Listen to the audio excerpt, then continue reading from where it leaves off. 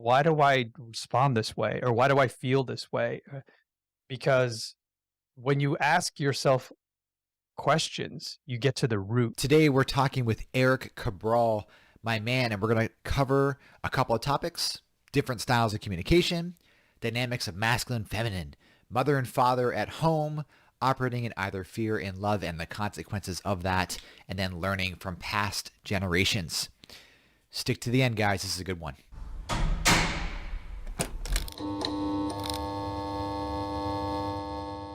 One of the great conversations that I remember hearing Will Smith talk about was he had to learn how to speak Jada.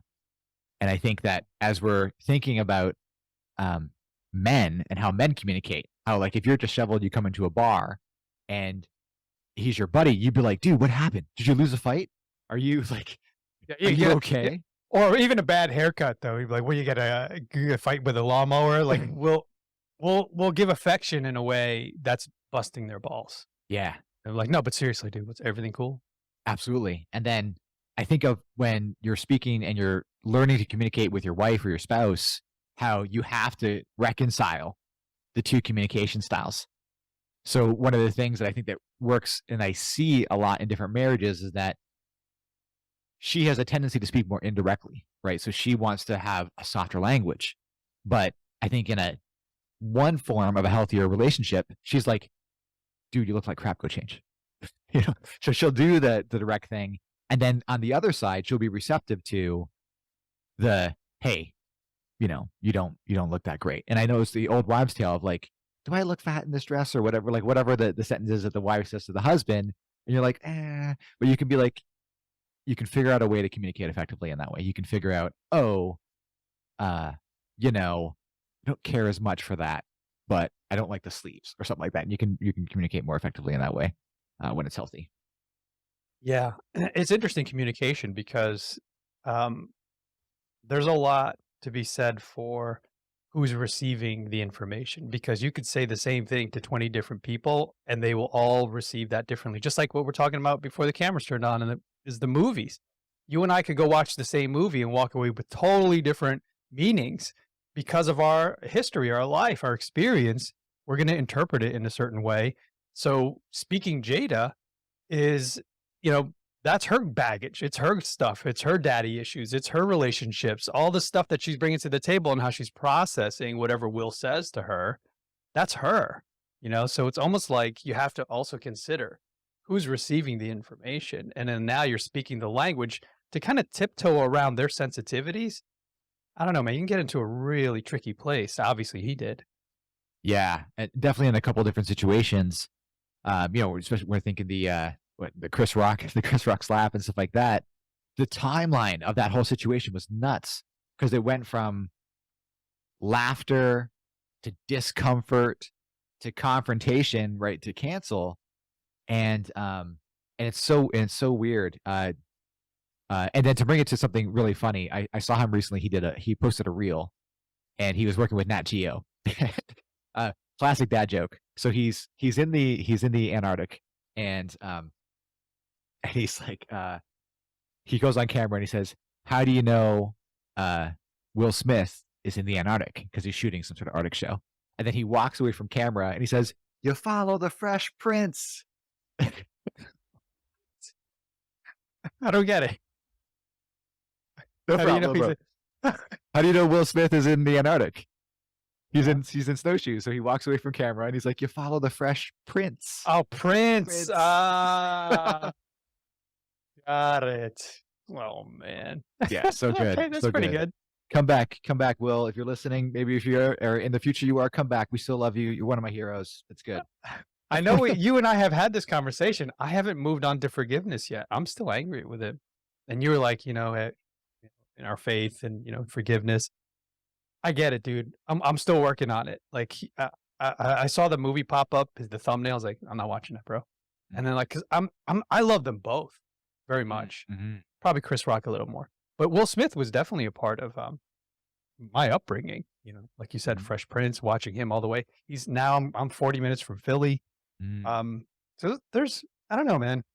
It's kind of sad, but someday maybe I'll get there. I think it's it's really hard to watch our heroes fall from grace.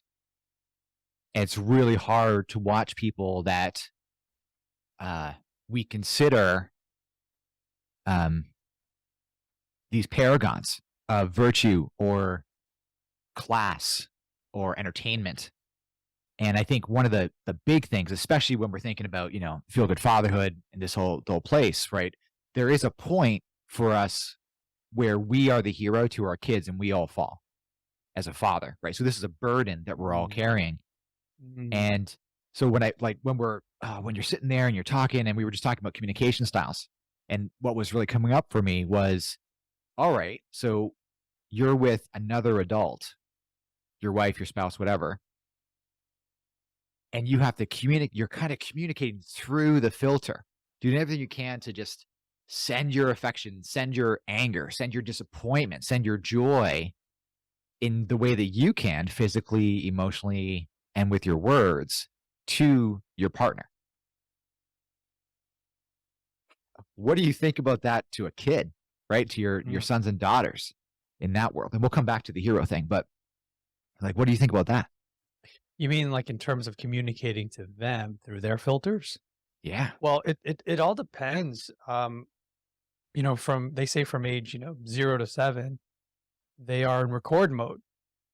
And then from there on, the bulk of their core values and beliefs are baked in.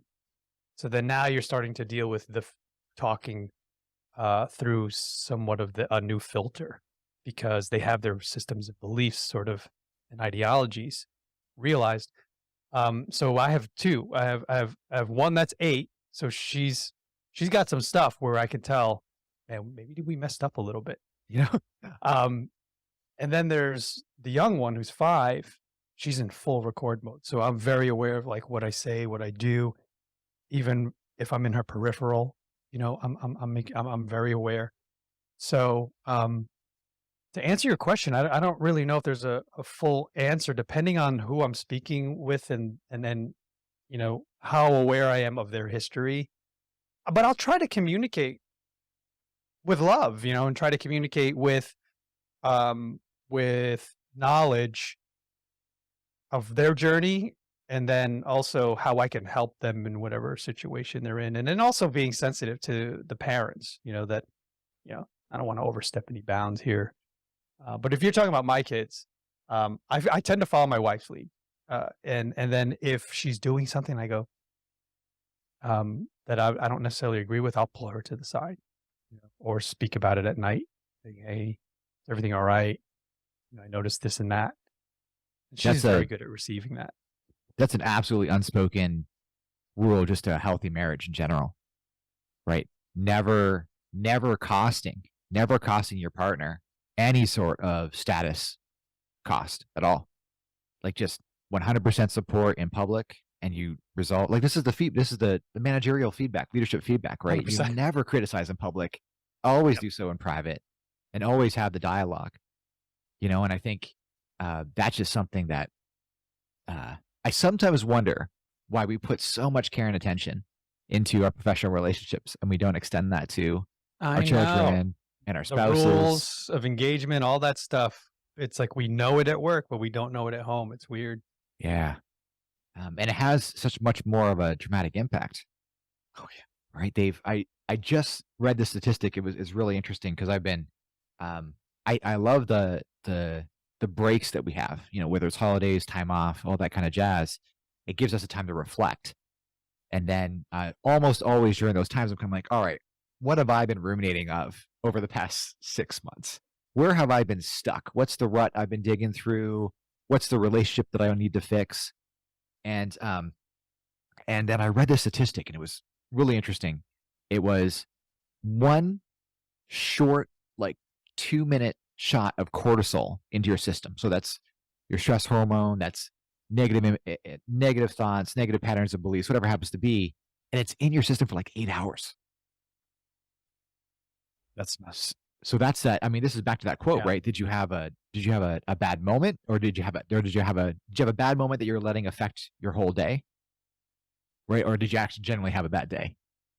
You Right. know, and I think for most of us, we don't have that. And so, gosh, that's an interesting thought, the pulling aside and just being the supportive thing. I'm curious though, because I think that part of for the feel good father, another piece though is being that um, corrective as the parents, right? The difference between being a parent and a friend to your kids. There's got to be moments where you're just like, hey, like, cut it out. Mm, that's tough. The challenge that I always have, and maybe some of your audience will relate to this, is that I'm not with them as much as my wife. My wife homeschools. She's with them all day long.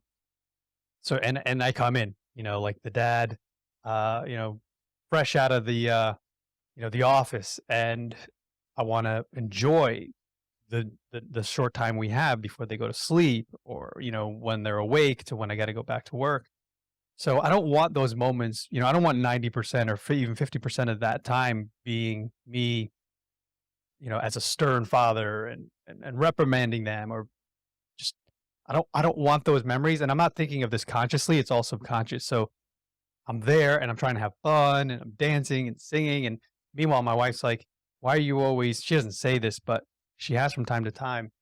You know, you're the dad, the fun dad, right? And they see that, but you also have to do the other side, right? You have to help me, you know, be be the leader and be stern when needed.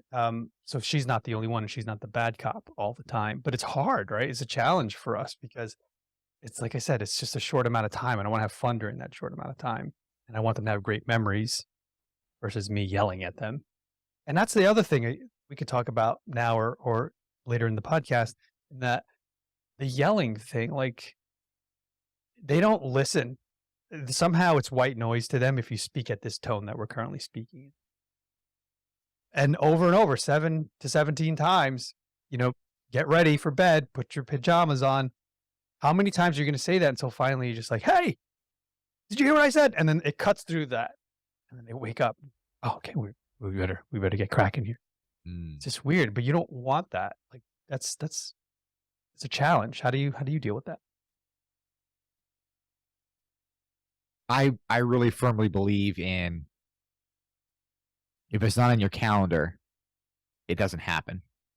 And so when my first daughter was really young, we set alarms and I would turn my phone up when I came home from work so that when the alarm went off, it was like I was like almost like training the house. Oh, this is time to get ready for bed. This is time Pavlov's for this dogs. activity. Yeah, a little bit of that. And so that was just the structure. So 7 p.m. for 8 years, my alarm was going off. It has been going off at 7 p.m. for 8 years for my eldest daughter. And that's just, okay, it's time to shower, time to get ready for bed. Yeah. Right. And she does her cleanup and all that kind of jazz. We have, depending on what's going on and what the priorities are for the evening, school night, stuff like that, it might be come back out, watch an episode of Star Trek or finish whatever happens to be, read a little book. You know, she's just got, what's it's the Olympians. It's the Rianne Jordan, the one after Percy Jackson, right? So she's reading the next set Oh, of yeah. like 6 books or whatever, and she absolutely loves them. Uh, and so we do that, and so that has helped tremendously. We still have the hey go to bed, hey go to bed, hey go to bed, but the other side that we've done, which is um, a little bit interesting, was we've always said we've always done, hey, this is going to be the benefit. So the benefit of you going to sleep at 8 o'clock means that when 6:45 rolls around and you're rolling out of bed for school the next day, you will be rested and you will be alert and happy. Any nights that she decides to stay up later, we're just like, hey, how are you feeling? And we just check in. And so I think when I was reflecting back on everything we've been talking about, I think of one of the roles that we adopt as father is this skill development. So it's the survive and thrive stuff, right? Mom, mom does that. So for in my house, mom is way better at the emotional intelligence. She's way better at the processing emotions. She's way better at uh, communicating like the friendships and how to navigate the drama and the friends world and teachers and that kind of she's just super good. Like that's just that's her superpower. And for me, I've always been very conscious of, well, what are the habits? What do I want you to consume? How do I want you to think? What do I want you to reflect? Because I want her to be in a situation and be independent. So and that doesn't happen. It's not like we're gonna fly over the forest, you're gonna parachute in and come out 5 days later. Right. So for kids, it's just this slow, like I think about it as like the 1%. What's the one piece of independence I can give her a little bit over time and slowly giving her more and more responsibility and just saying, oh, this is your space, you can do what you want. So we've always said when it's bedtime, you don't have to go to sleep, but you have to stay in your room. So we let her read and play with dolls and do whatever. And some nights she's up until 11. And believe me, I have a conversation. I'm like, you're up really late. 6:30 is going to be really early. Mhm. And then sometimes it's like, hey, like it's way late. Time to just turn everything off. Mhm. Turn off the light, put that away. It's time for you to go to bed. Um, and so there's a just a balance of learning, learning my daughter, learning what she responds to because she as well. When she knows when the dad voice comes in, and I'm like, time to turn that off. Like she's like, oh, time to go. Yeah. Uh, but I think it's funny as she gets older. What I've noticed the most is that she responds much more to the guilt and shame. And it's not saying that I'm guilting or shaming her, but she's starting to feel, oh, I knew that. Oh, I knew I was supposed to do that. Or, oh, yeah, dad, I know that. And so now the navigation is like, hey, like you've made a choice. You may have missed the time because at 10 years old, that's my eldest, they don't have the abstract. They don't have time management. They don't have those, like the brain's still developing, right? They don't really have these things yet. So she might just miss something or get lost in play. I'm just like, hey, like you were just playing. You're having a good time. There's nothing wrong. Just say, let's be conscious of what's going on. And now that I have my youngest, right? She's 3 months now. It's like, all right. So I feel like it's a restart, another ticket to the theater to try again. Yeah. It's good. Good stuff, man. Yeah, you definitely helped me there in terms of maybe a tool set we can start using with a timer, simply on our phones where um we get upstairs after dinner and they go nuts, man. They start to run around and play fight and just they don't hear anything other than each other's screaming and yelling and laughing. And all of a sudden 25 minutes will go by. We're like, what the heck? You guys haven't brushed your teeth. You haven't, you haven't changed. And then it's yelling, the only time they'll pay attention. But I like what you're saying because what I think is missing are consequences. So if they don't do what we ask them to do, even though we're asking nicely, um, maybe we'll say, hey, here, look, there's 15 minutes on this clock. You have that much time to get your things done. And if that alarm goes off, there's no pancake Sunday or there's no TV Saturday or whatever it is that they love, take away, their dolls that they love. I'm taking away that squishy or whatever. This one, um, that's probably a good because like right now, my wife especially is struggling with it. She's like, they just don't listen to me. Now she's starting to Yeah, raise her voice. she's been around all day. They're just used to her. She's had to Exactly. figure all day long. Yeah. Yeah, Yep. I noticed that too. They have archery and there was probably, I don't know, like 20, 25 people there. And, it's mostly women that are homeschooling, one or two dads. And, they're two instructors and they're the moms and one of them's her kids are older by now, but so she's talking and the kids don't necessarily listen. I noticed this, Jay. And then one of the old guards, one of the old dudes, like a veteran, um, was just walking around and just like checking in on people and like, fixing the bows on the side. At one point, she was like, oh, hey, Jim wants to share something. As soon as that old dude started talking, the whole room shut up. And I was like, this is interesting, right? Because they hear these frequencies, a woman's tone and voice tends to stay at a certain level. But then when you hear this booming, sort of deeper, cuts through the noise, they started paying attention. I was like, "Oh, wow. This is the dynamic of having a mother and father in a household," you know, because you have the contrast and then you have the play there, that is needed at times. Yeah, it's tough, right, to be, say, a single mom or a single dad, I imagine, where you don't have the contrast, for the children that they can, you know, relate to this one or that one or listen to this one or that one. I think of it as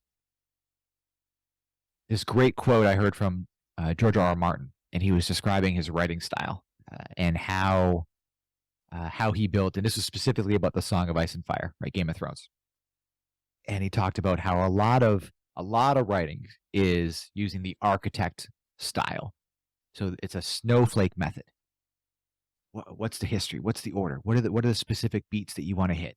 How, you can almost spreadsheet your fiction, right? Here's all the moments that we got to hit, and then you kind of fill in the blank as you go along. And that's sort of the architect style. And a lot of people love that. And the way that he writes Game of Thrones is he does it more gardening style. He's got this bonsai tree he's trying to shape into something beautiful. With kids, I think it's similar. But when I think about the analogy, I'm thinking that it's both. If you are purely gardening, meaning you're pure nurture, it's going to get unruly. No matter how much you prune, no matter how much you shape, the garden goes crazy. And if you've done any gardening, if you have one plant and you just prune that one plant, it will take over the rest of your garden. So how do you balance that? You balance that with the architecture. What's the plant that's got to sit next to it? What's the plant that's got to sit on the other side? What are the bounds of what plants are complementary? What's the shape? What's the color profile? What's the smell profile that I want in here? What are all the conditions? And then you do a balance of the both. You have light planting in some places, right? Like with a tree, you're kind of light planting, like, I kind of want it over here. It's gonna this much shade. With roses, you might be much more architecting. You gotta prune them and feed them and take care of them more. And so I think with kids, right, you've got uh, this is kind of where the nurture and architecture falls apart, but we're talking about the feminine masculine energy. They need that balance of both. And it's not, and I think that one of the weird things is that we say balance and we mean 50-50. I don't know. It's this weird element, like who's going to step into what role and what's going to happen. I think it's unique per kid, and I think it's unique per parents. Yeah, it's a, and like in life, in business, you know, we're never truly always at 50-50. If you look at the scales, right? It's always teetering up and down, one and the other. And there are times and seasons, as we say that, you're going to be super busy in life or in your business, or you're going to be stressed about something, and then you're going to be super happy. You can't expect it to always stay the same and always be balanced. Um, it's just not how it works. So I think that, in a nuclear sort of household with father and mothers, it's that striking the balance and the unspoken word of knowing, okay, I'm stepping in here or she's stepping in here, and playing the roles, and having the open lines of communication where, um, you don't let things go too long without saying something, right? So, like we were saying earlier, behind the scenes, when the kids are in sleep, there's certain things that you never want to expose. And even in my business, I have a woman as my business partner, and we do the same thing. It's very similar in that we don't reprimand or we don't, give constructive criticism in public. Like it's always one on one. And that's how we learn, that's how we grow, and that's how we show respect and build trust. So it's the same in the household where we have to always build trust. And sometimes you let things go too long, resentment starts to build, you start to break their trust. Sometimes they're unaware of what you're thinking and feeling, and they're like, "Where is this coming from?" Because that person chose to not say anything. But we have to allow for the dialogue, because if we're closed off, maybe it's on us. Maybe it's my fault that she's not telling me these things because she's afraid, Mm. because I'm not allowing her to express herself without fear of retaliation. So I have intentionally, Jay, over the past couple years, been very aware of how I'm receiving her information and constructive criticism, and not getting defensive. and taking that as a learning experience and saying, okay, how do I process this? How do I not mix this up with my junk and my past? And how do I take this because it's coming from the person that knows me the most in this world and process it so that it turns into something productive? And Eric, I think that's such a great perspective. And I think the only thing to add there is Robert Greene had this great quote, and it was speaking with negative, more narcissistic people, like people that are kind of abusing you. And he was saying, if in the back of your head, because Robert Greene's all about power, so he's all about power and influence. So he's like, oh, well, if your mantra in the back of your head is it's not personal, you're taking away you're taking away what that person wants from you. They want that reaction. They want that negative energy from you. Like, oh, I can't person, right? They want that. So when you say, hey, it's not personal, and you're just like, oh, that's interesting. And my wife has some great techniques to deal with that kind of stuff because she's in medical. So every once in a while she'll get um, an uncomfortable comment. So men will say something uncomfortable and at default, like some sort of sexual comment or something like that, because she's scanning and doing all that kind of stuff. And she just says like, oh, could you just repeat that for me? Just to kind of put it at the butt. But in that way, when you're dealing with a negative person, that you can control your reaction, not give people the benefit of the doubt, because we are emotional beings. And we want that emotional connection. We want that energy from other people. When you're receiving this from your family and you're saying, I love this person, I love this person, I love this person, they love me, this person loves me, right? I think that's such a powerful approach to it. And that the best way, and a former guest, Chris Rivera, said this, the best way is to just acknowledge that they're doing the best they can with the information that they have. Right. And so over time, and this is the great thing about marriage and kids, is like you've signed up for a lifelong contract. You have a new career. That career is husband when you get married, for Feel Good Father's wife, and father or mother. Right. So you signed, you signed up. Like there's no quitting. You can't quit this job. You're still there. It's always with you. And so that ability, and with our belief, right, it's the men's responsibility is to bring in love. Right. This is in 2 Peter. The man brings love into the house and he receives what he wants, which is that respect, that honor. And so I think that for us, for Feel Good Fathers, just knowing that in every way possible, the people are communicating in the way that they can, even when it's nagging and negative and calling out and all that kind of jazz. That's just a person saying, I wanted to love you. Like if they're hurt, I wanted to love you. I want to love you. I just can't. And you said it. I just can't trust you right now. And so we have to bring the love in and be like, oh, they love me. They want the trust. How do I get the trust back? And so for sometimes it's something as simple as like, how can we make sure that we're controlling the chaos of the toddler? Like sometimes it's that. Yeah. How do we And, create a healthy environment for them and be mm. aware of what they're experiencing? You remind me of a thing that really changed my life and perspective. And Tony Robbins said, "We're either operating in love or in fear." Right? I mean, Yes. love is everything, right? It transcends everything. It is everything. But at times, we have to recognize when someone that we care about, or anyone for that matter, is screaming and yelling. Well, it's a cry for help, right? They're fearful of something happening or occurring to them. And what I've recognized is when my wife is yelling or someone's yelling, I don't look or I don't listen to the words, Jay. I go right to like, what are they afraid of? What's hurting them? Where do they need help?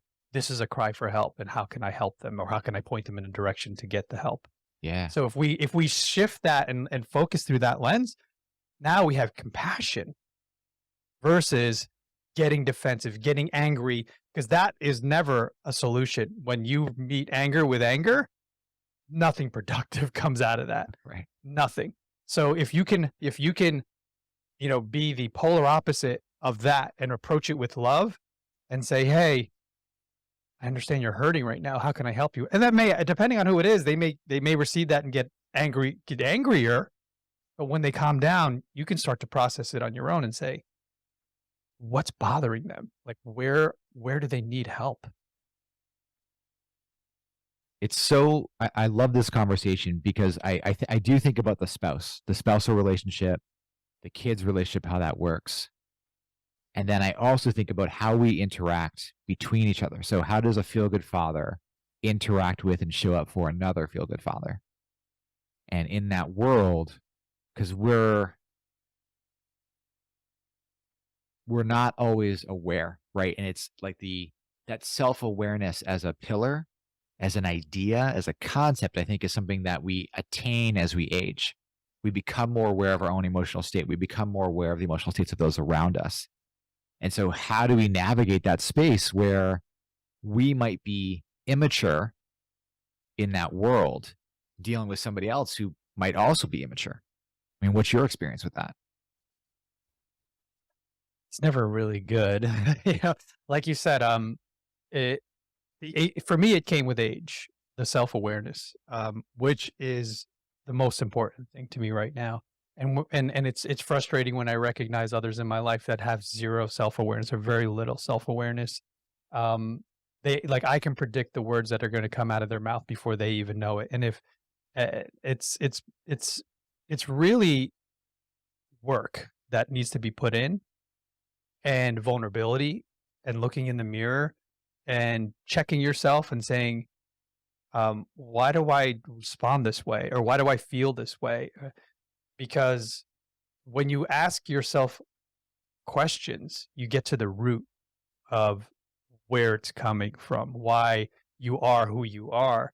And then you can begin to mitigate and you can begin to sort of course correct if needed. If these are parts of you that you don't necessarily like or you want to shed, then it's time to put the work in. Like, okay, let me be aware of when this is happening again and let me nip it in the bud, or let me slowly but surely, but it takes time and it takes effort. Um, and once you can build that self-awareness, it's a huge ripple effect because number one, you're going to be happier, and because you have the control that you need, because that's what people always are craving is control. Well, you can control yourself and your feelings and emotions and your actions 100% of the time. So if you can be aware of something before it happens because you have self-awareness, well, life's going to just be so much better for you and for others because now you're right. You're moving the pieces of the puzzle around, putting them together before people are even there at the table. Um, yeah, but it's cool, man. Self-awareness is key. Are there any are there any questions in particular that you leverage to kind of create that you would if you were telling a feel good father, they could ask themselves? If it I don't have one on the top of my mind, Jay, but I will say that if something challenging comes my way and I have a certain feeling that I don't want, whether it's anger or resentment or jealousy even, I ask myself, "Why do I feel this?" And then I go, "Okay, well, I feel jealous because I don't have that." And then I go, "Oh, okay, well, why do I feel jealous about not having that? Where's the void? Like, why do I need fulfillment there? What's lacking?" Right? And then I go, "Is there something that I'm not paying attention to that can fill the void?" That's there. Like, a lot of the times there's answers there, that you are not paying attention to. So, for example, let's just say, there's so many men out there, feel good fathers. We're human, right? We appreciate beauty. We appreciate, like, instinctively, we are men that need to procreate. That happens throughout your entire life. My dad's 79 years old and still appreciates beautiful women. Now, there are men who will do the worst thing possible, which is right, cheat on their wife. Right. Now, why is that? There's a million different reasons, but I'll point to one main thing is they're not working on the person that they've already committed their life to. There's something missing there, so they're looking for that void, and it goes the other way around. Women will cheat on their husbands because something's missing, and they're not putting they have to take ownership is basically what I'm saying is we need to take ownership and can't we have to stop blaming the other person. Yes, they play a huge role too. But what can you do and what are you doing that is not contributing to the success of that relationship and take ownership over it and do everything you can to make it work before you deviate. And if you can't, if you say, I've exhausted all options, I've done everything I can, then maybe there's something else you have to explore, other options. Not saying that cheating, but like, hey, this isn't working. You're abusive or this, you know what I mean? There's other ways that you can approach things in a healthy way by discovering who you are and why you're doing and reacting and wanting to do certain things or feeling certain ways. And I know it's sort of being abstract here and I should probably use better examples, but um, I think you the get my point. idea of you got to start with self awareness.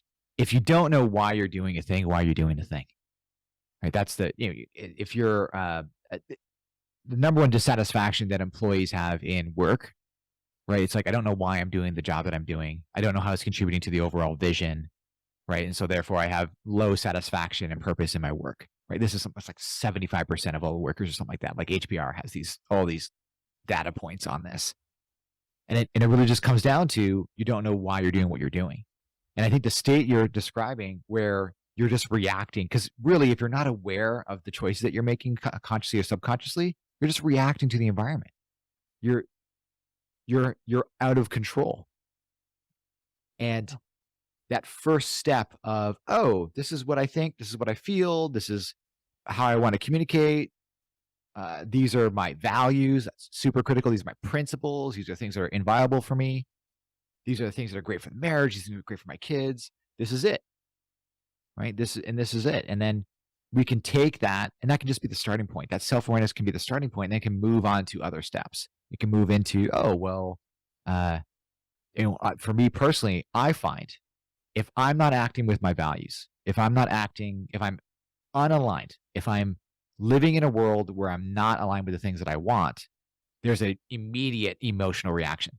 I can feel it in my gut. I feel it in my chest, like my neck. I tense up. And so the emotion creates a physical response. And so I listen to the physical response. I'm like, oh, I should address this.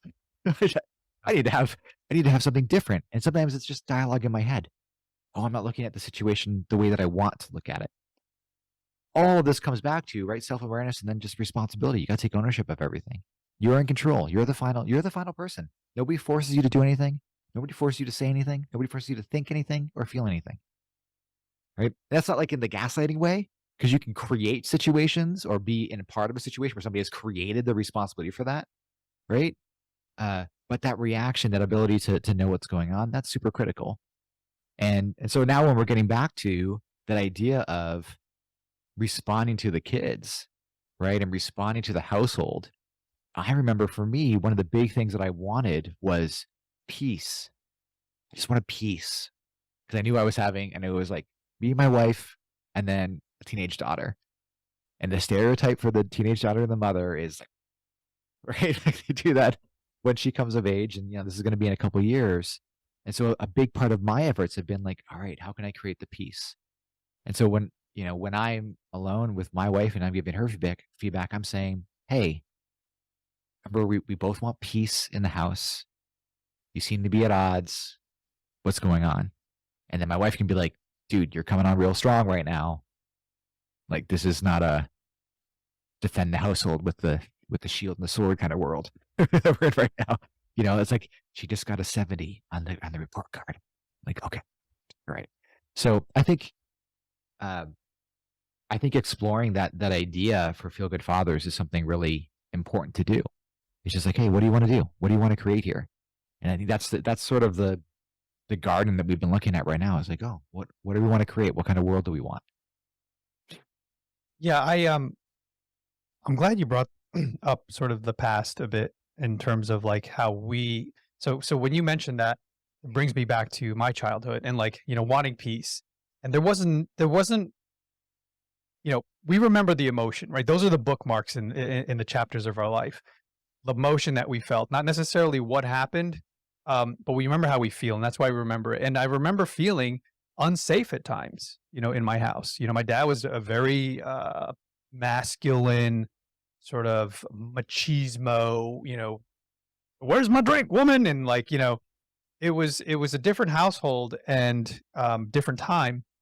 So I remember just feeling like we had to walk on eggshells around him. Well, how's dad feeling? Like he dictated the emotional state of the house. Like if he's in a great mood, the whole house is in a great mood. If he's in a bad mood, we all had to be just go hide, you know? So, I remember that as and why when I started doing bad things, like going out and hanging out with the wrong crowd and doing the wrong things and getting into trouble, I would never see him as someone I trusted to share why I was getting in trouble or even begin to comprehend why I was doing what I was doing and lashing out because there wasn't trust. There wasn't trust that he would receive that information and give me good information back. And there was no trust that he wouldn't punish me or hit me or do whatever. Right. So it's like um, what my wife and she grew up in a very similar household. So that's how we sort of jammed together when we first met, like almost identical. It was weird that the house that we're building is I want to make sure, like you said, when the girls get into those teenage years, when they are tempted, when they do face these challenges, and they're tempted, we want to be able to have a relationship to the point where they trust that they can speak to us in a way that we won't, and not in a way that they need to give it to us, but in a way that we'll receive it. That we're not going to punish, we're not going to yell, we're gonna give you feedback with love, and it may come off as anger or something like anger, but they have to know that, okay, I'm not gonna get in trouble, I'm not gonna get angry, like, this is a safe place. This is a safe place so that they can come to us with any and everything, and it's already happened, bro. Like, they've come to us like, "Hey, this weird things happened," and we're like, "Okay, I'm so glad you told us." Like, this is what we're creating, like a safe environment. A theme that always happens with other fathers is that we have a certain kind of environment where we grew up, and taking ownership of that and being super intentional and saying, I want something different. I want to break that generational pattern, whether that's financial, which is one of the great stories, right? The son creating the $1 million empire, buying the parents the house, right? That it, tale is what is it? Tale as old as time. I'm going to channel my Disney. You know? Whether it's the emotional relationships, whether it's the direct, like in your case, my case as well, the direct relationship we have with our parents. Uh, whether it's something, and then the other big one for me that I don't think we talk enough about is just our generational pain of fathers. If we go back, right, so it's 2022, so we can go back 200 years. There's been a war every 10 years in the Western civilization. So, like, we're talking multiple generations of people just fighting and warring and the trauma and the PTSD and handling all that stuff. And if we think of, I think of the past 70 years, so basically the start of the civil rights movement through to today, it's been nothing but turmoil, like nothing but people fighting, uh, you know, wrestling, the good, that's the good fight, right? But that wrestling for whatever it is, that value from a country to a country, or, for land or all the other kind of stuff. And it's so important and healthy to do that, to take ownership of, again, that self-awareness, right? So this is the environment I grew up in. I want a different environment for the next generation, and to create a new legacy, a new family. And I think as fathers, this is it's critically important. It's critically important for us as feel good fathers to know what legacy we want to leave. Because by being this intentional, by building the next thing, by starting something fresh, that's the only way, when we instill these values, instill these lessons into our kids and they pass it on, that's how we have our name written. That's the only way. That's our gift to the world, is what we create with our families is the gift to the world. And then what they in turn do and how they in turn turn it around. Yeah. Yeah. There's something to be said about sort of those traumas and growing up in a generation where, it was almost necessary, right? Because then it created us. It created the next generation of more intentional, more self-aware, more healthier environments. But then again, there's characteristics of those times that also still need to be embedded, like we're talking earlier, right? Being firm, and being able to show strength, right? We can't always like that's the one thing is like you know, I have a lot of conversations like this where we're very aware of our emotions, we're embracing our feminine side, um, all the things, but then also I have to check myself because I'm like, they also need the masculine side. They also need to see firmness and strength and how you can wield that power to your benefit. And also in times or defensiveness, like there are times where we can't always be a certain way that it has like we're balance, right? It always has to be balanced. And just being aware of that, you can somewhat control it and create the environment that you hope, you know, when you're 80 or 90 years old and you look back and you see your children like, okay, I did a really good job there. Like, through my dad's faults, I love him to death.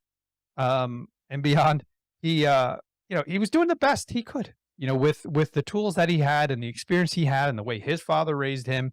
His father was even, crazier in terms of like the machismo and and all that stuff. And then my dad, toned it down. Like he was toned down version of my grandfather. So like I'm even more than like even more toned down. So how do we strike that balance so that it's healthy and can still maintain, like you said, a legacy worth being proud of? There's so many dynamics at play here. So the first I'm thinking is 2 generations ago, your world was like 100 people. Like that was pretty much who like the majority of people that you knew in your life was probably going to be your family. Right. And that was kind of broken apart through like the world wars, right? World wars, Vietnam, depending on how old you are and what's going on. Um, my grandpa, all my grandpas served in some capacity in World War II. So it's kind of like, so that's like fresh in my mind. I'm like, okay, that's there. And they knew they had a smaller set of people that they would know. And then as generations grow, I feel like we get, especially today, as we move through that scope of interaction you're going to have with other human beings increases. And so today, it's like you might have a good relationship with like 100,000 people in your life. Unfathomable to people 100 years ago. 100,000, like, no, there's no way. Yeah, it's probably, and if you're in like Paris or Tokyo or New York City or Los Angeles, it's probably like 250,000, 500,000 people that you're going to have an interaction with in some way, shape, or form. So, and then when we blow that out with social media, we're seeing all these other people. We're seeing all this, just all of it, just all these examples of fatherhood, ways of being, better ways of going. And I feel like what's really great is that in some ways, I think we're wise. I think we're getting wiser as family units, as husbands, as fathers, because we have more ability to see how other people are doing it right and wrong. And then we can make that decision for ourselves, which is the definition. That's the definition of wisdom, is learning from other people's experiences. So I think that's super awesome. I think on the, because this was a conversation near and dear to my heart, the walking on eggshells piece of the fathers. The only thing I would say here is the Dr. Jenny episode of Feel Good Fatherhood. She's a trauma expert, deals with first responders. Check out that episode if this is your experience and you kind of want to have some knowledge and awareness about it. Great piece of learning there. But then the final piece being, and this is what I think about when having that balance and showing our daughters and showing our sons the masculine and feminine side is, and most people know this, is that we are the first love. As fathers, we're the first love of our daughters. And so we need to show them, and our example is going to be who they end up with. So how we show up intellectually, how we show up emotionally, how we show up financially is going to be their thermometer as they're developing and growing into the person they're going to be, of what their tolerance, what their standard is for interaction. And I think we have an absolute responsibility to set that standard, to say, yeah, I don't want you to be with an abusive guy. I don't want you to be with a simp. I don't want you to be with I call them doormats. I don't want you to be with a doormat. I kind of want you to tussle. I want you to have an intellectual equal. I want you to have an emotional equal. I want you to have a financial equal, that kind of stuff. I think that's critical. I think it's another area where I think where we sometimes shirk our responsibility. Yeah, I mean, it goes back to the self-awareness thing, Jay, where um, I'm setting the bar really high. Like, I say that in a half joking way in that, my emotional intelligence, I'm always working on leveling that up to the highest and being financially set and being an entrepreneur and showing them my high standards of work ethic and balance, like working from home has truly been a game changer for me and my family and being home for dinner every night, making sure that I'm home the most out of 365 days that I can and being present, bro. Like Mm, that is the biggest thing that I've noticed, especially now that we're in the holiday season and we're seeing more family and how many people are addicted to their devices and their phones and laptops and whatever distractions that they have in their life to fill whatever void is missing in their lives. I've noticed that people are just not present anymore, dude. They're not even aware of it.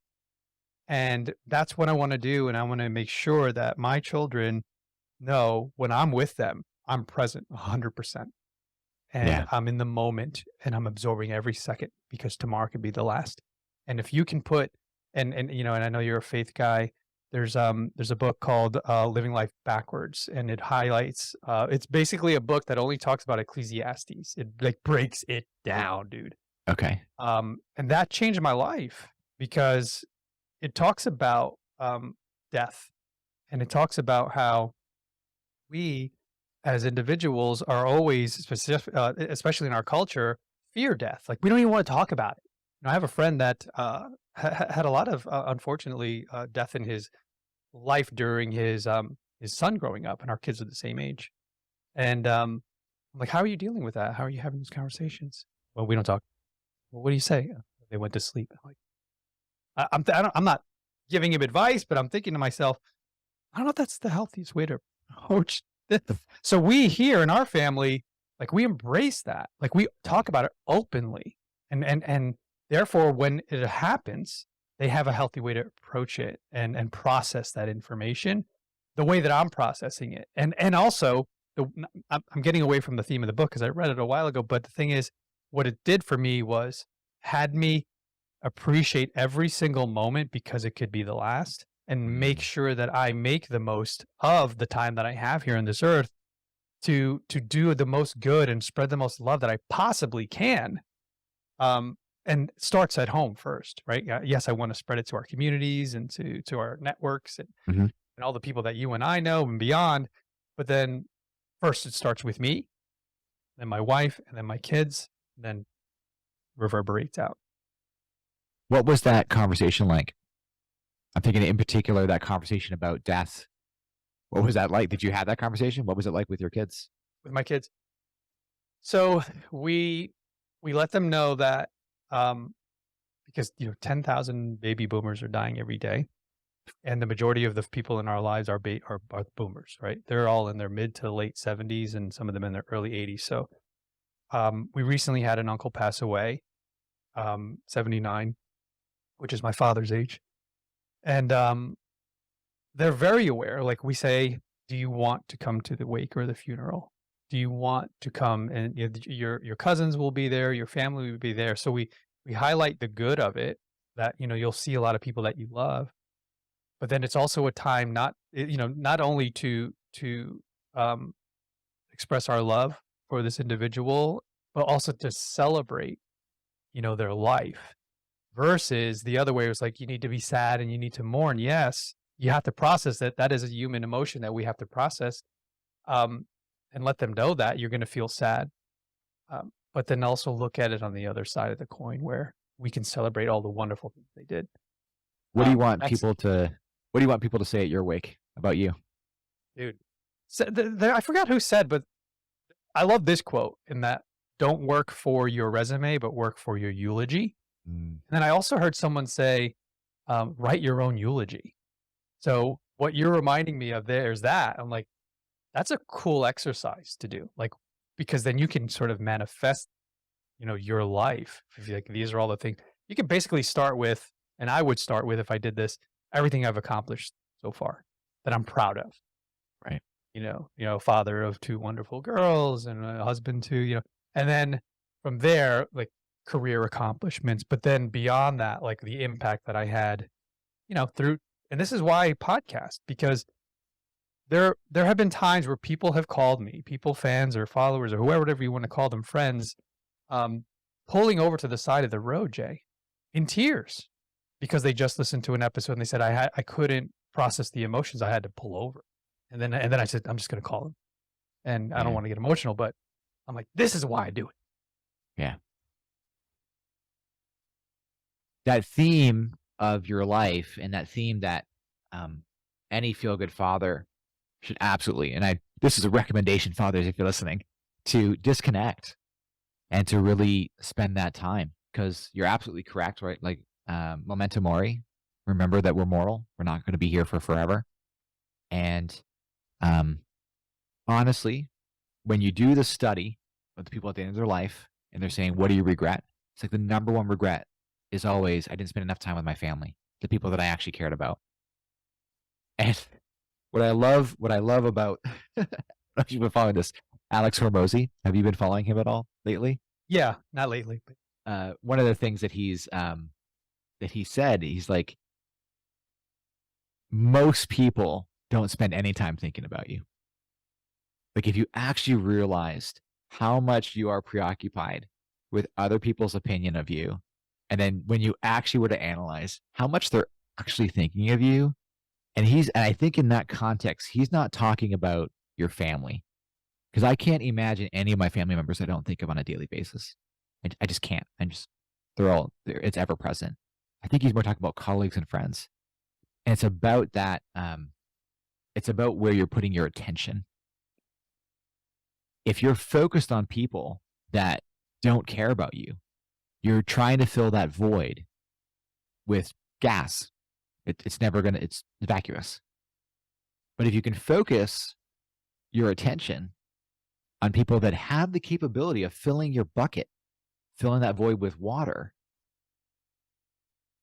right? That's way better use of your time, way better use of your resources. yeah, and I love that. I love that you pointed that out because a lot of people are hesitant to put themselves out there like we are. And one of the main reasons is that they're worried about what other people think.